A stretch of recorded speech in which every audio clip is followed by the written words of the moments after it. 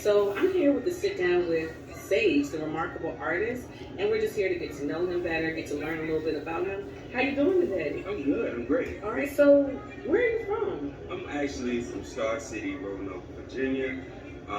Born and raised there. Mm-hmm. A lot of the people there are, Southern hospitality type folk. Mm-hmm. My parents, Dan Patrick and Katie Kathleen Cook, never married, but at the times that they actually met, uh, back in the 60s and 70s, Mm-hmm. a lot of parents and people actually didn't have marriages and stuff Mm-hmm. like that to continue on raising kids and Mm-hmm. stuff.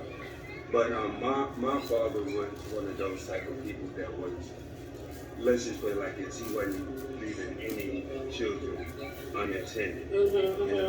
He took well, took good care of us, boys, what he provided. Mm-hmm. And in a nutshell, Star City is one of those places where a lot of artists, top 10 artists, actually are involved with the situations when it's concerning entertainment. So of course you're a star, and you come from Star City, so it's not so amazing. So let me ask you a couple questions.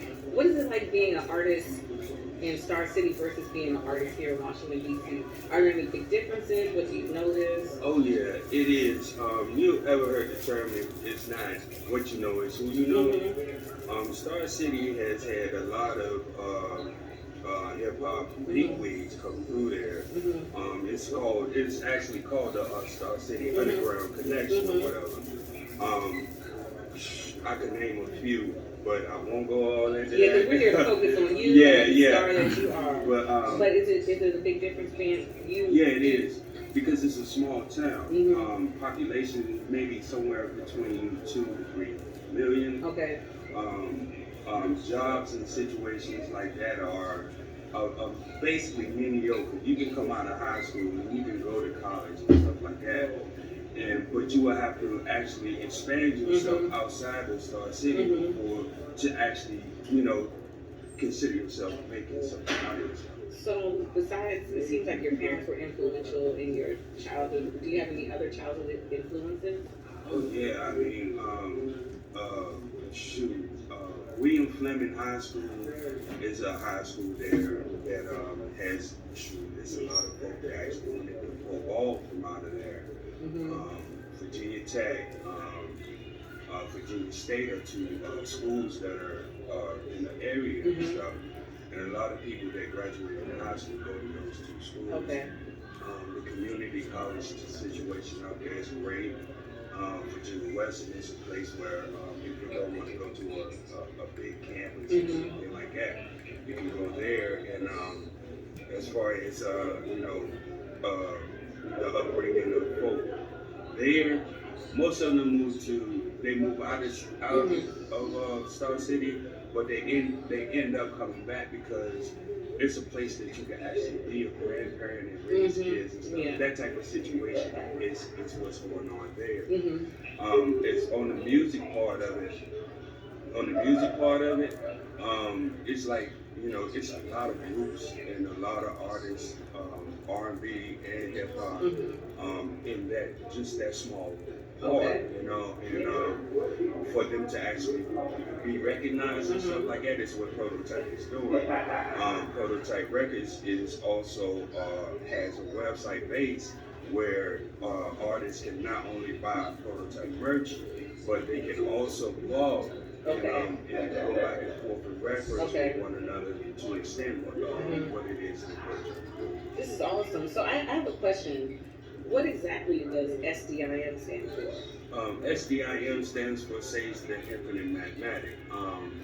I started off with the handle back in, I want to say 92. And then first recording was with Blackpack, that's my team. Okay. Blackpack has, our major uplift for the music that we had made actually was recorded at a small studio by an engineer named Gene. Gene actually helped us get our first packaging together. four-song cassette single Mm-hmm. titled Black Underground. On it, it had most of the team, well, everybody on the team at that time was on that cassette tape. Um, for what my understanding is, over 800 units were given. More than 800 units were actually handed out. And like I said, this is 95, so that those units actually went all across the country. In doing so, a lot of the artists that were on our team at that time got recognized. So, how long have you been underground as an MC? Pretty much underground, probably close to, I hate to say it, almost 20 years. I mean, that's nice. That's good that you've still been going strong and you've been doing that. So that's to be complimented, not discredited. So that's a big deal. But in it, I've met a lot of good folk. You know what I'm saying? I just lost a partner out of our team earlier, late last year, and he has pretty much been a fuel for me since his passing. And he's, anointed that. His real name is Maurice St. Clair. Real close to a good dude. His brother and the rest of the team have, pretty much been grinding since. A few things have dropped off the label that ProDoeType has. I see. Even on your shirt, you're repping your. I see you're repping your company. Like this shirt, like the gear, like the look, everything from head to toe. Yeah, I see it. Okay. Yeah. But in a nutshell, that's the way that the platform that I'm presenting is being used. So I guess, can you talk to me a little bit about your lyrics and, talk to me about your lyrics and what's your target audience? Tell us about, what fuels your lyrics. What fuels my lyrics is basically everyday life. Most of us, we go through what would be considered as trials and tribulations. Situations that deter us from common goals and stuff like that we set for ourselves. Those things are what I try to plug into my music. It's an edgy type thing. It directs to anger issues and stuff like that a common person may have.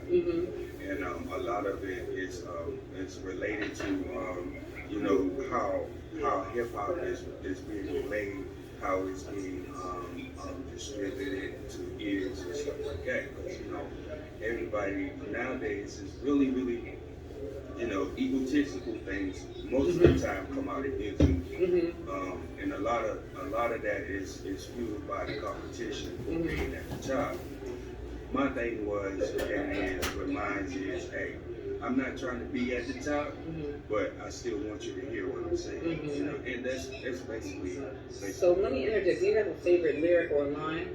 One of your songs. Well, first of all, what's your favorite song you performed or written or? My favorite one that is out now is The Norm.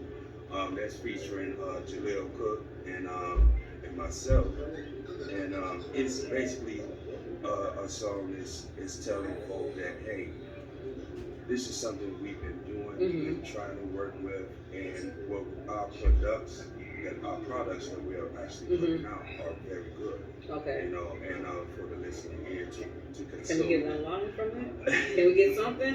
Can we get something? Yeah. My son says on the song that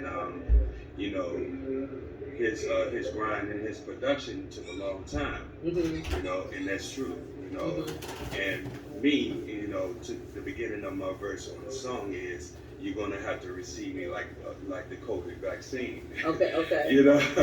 But the punchline for that is, okay, I'm a VA vet when it comes to rhyming and stuff. You know what I'm saying? I write all the time, not just rap songs, but R&B, folk, and stuff like that. And those things are elements. I feel like writing is a curriculum that you learn in school. it's the best tool that you can actually work with when it comes to actually making songs and stuff like that. And we implement that all the time. You know what I'm saying? I mean, for years, you know what I'm saying, I have probably close to maybe 12 books just with lyrics in them. I mean, I can tell by like even the way you like present yourself and the way I can see a passion. Like you just are like this is your baby. Like I can this is tell. something. This is something that you know what I'm saying has actually taken me, you know, to a higher places of understanding and stuff. Okay. You know, a lot of people, you know, through their songs, they actually tell you about situations that they've gone through, how they overcome them, and if anyone that can relate to them, how they can actually do the same. You know, just get over it. It sounds like this is like a therapy for you, but it's a way that you help others as well. Yeah. Especially people who have a hard time trying to manage anger and stuff. You know, sometimes you know somebody will tell you like, look, if you're so frustrated, if this, that, and the third. Go out somewhere where you know ain't nobody there, you know, it's peace, space, and quiet, and just yell for 1 minute. Yeah. You know what I'm saying? Once that is out of your system and stuff like that, you're at a point in yourself that you can actually carry on. You know, and sometimes you know when that happens, you just look at stuff different. You know what I'm saying? I had a surreal moment one time where it felt like just about everything came in, you know, and how I overcame that was through actually talking to who I consider to be a higher power, and just be patient enough to listen, to find an answer within myself that is given, and just roll with that, you know, and once that happened, you know, I began to, you know, just view stuff, you know, totally different. Like, okay, I may have a situation where I don't have an answer. You know, and a lot of people go through that when they feel like, you know, they don't have an answer to something that is very important and means so much to them. But I found that, you know, through what I know in studying and stuff like that, that once you can calm yourself enough that you can actually view what your problem is, what your situation is, and stuff like that. Because every question has an answer. It's just there. You know, it's given, and you just have to be the type of person to just sit back and just be patient enough to receive that good answer that you can roll with. You know? Yeah. So, as we start to close up, I wanted to know: do you have any groups that you affiliate or support, other groups or that you affiliate with or support as well, or an extension of ProDoeType? Right now, my extension will probably be YNG. That's my little brother in Baltimore. What they are doing, and it's my nephew too. What they are doing with their music. So it seems like you got a lot of family involved in this. Like this is also I try to make an extension of family. I try to make it a family business because I'm not going to be here forever.